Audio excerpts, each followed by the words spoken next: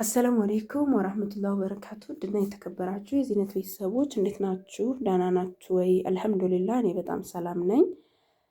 ዛሬ የማሳያችሁ የእንጀራ እህል፣ በርበሬና ሽሮ እንዲሁም ማርና ቅቤ እነዚህ የምታዩቸው ቪዲዮ ላይ አጠቃላይ የአንድ እህቴ አስቤዛዎች ናቸው። 40 ኪሎ ሽሮ አለ 20 ኪሎ አድርጌ ሁለት ማዳበሪያ ላይ ነው ያደረኩት እና በጣም ችኩል ብላለች ሀቂቃ ማለት ነው። በእርግጥ እኔም እንድቆይብኝ ምንም ነገር አልፈልግም ኢላ ቢዚ ካልሆንኩና ነገሮችን እያመቻቸው በተለይ የሚዘጋጅ ነገር ሲሆን በዛ ነገሮች ቢዚ ሲሆን ነው። እና ጀማው በመጀመሪያ እዚህ ጋር አሁን ነው ይሄ ቅቤ የተነጠረው። በነገራችን ላይ አሁን ነው ያነጠርኩት። 1 ኪሎ ቅቤ ብላኛለች። 1 ኪሎ ቅቤ 800 ብር ነው።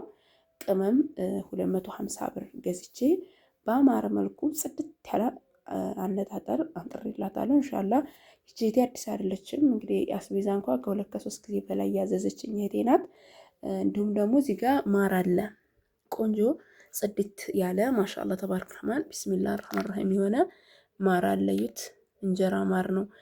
እዩት ማሻአላህ ተባረክ ረህማን እንደዚህ ያማረ እስከታይ ድረስ እንጀራ ማር ነው። እዩት ማሻአላህ ተባረክ ረህማን።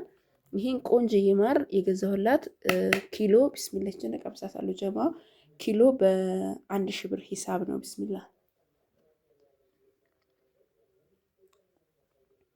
ወላሂ ጽድት ያለ ነው ማሻአላህ።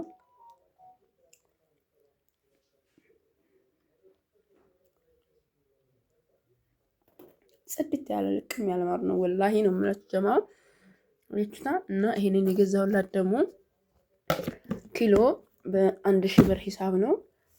ቅቤ እንደነገርኳችሁ ነው። ያው ገና ፍሪጅ ውስጥ አስገባዋለሁ እንትን እንዳይፈሳስ መንገድ ላይ ሲሄድ ነው። ከዛ ጀማው እዚህ ጋር ያው የልብስ ማን የገላ ሳሙና ደርዘናላት ላይፍዌ ማለት ነው። በርበሬ 7 ኪሎ ነው የታዘዝኩት። ከ7 ኪሎ ግን 2 ኪሎ ወደ ሽሮ እንዲገባ ብላኛለች። ከዛም 5 ኪሎን ደግሞ ምጥን ሆኖ እንዲዘጋጅላት አዛኛለች።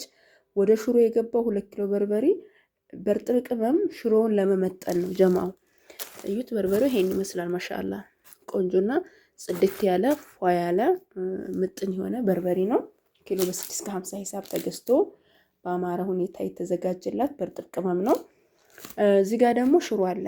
ከለሩም ማሻአላህ ቢስሚላህ ከለሩም ማሻአላህ በጣም ነው የሚያምረው ማሻአላህ ተባረክ ረህማን። እዚህም ጋር እንዲሁ በተመሳሳይ ባቄላ፣ አተር፣ ሽምብራ፣ ጓያ ከባቄላ ሽምብራ ጓያ አተር 4 አይነት ነው።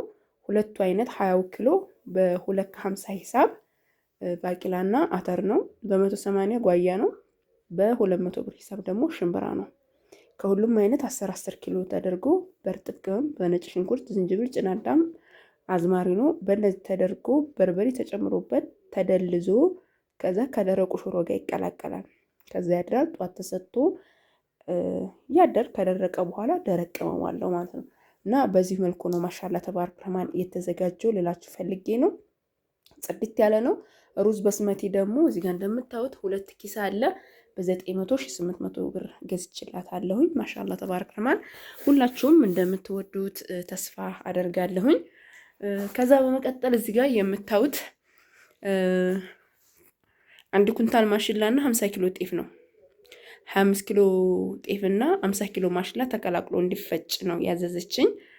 ማሻአላህ ተባረክ ረህማን እንደዚህ በአማረ መልኩ ጽድት ያለ እህል ተዘጋጅቶ ተፈጭቶላታል።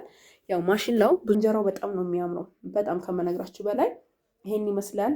አጠቃላይ ድብሩ ደግሞ 39850 ብር ፈጅ። ብዙ ጊዜ ከስተመሬ ናት ይሄንን ያዘዘችኝ።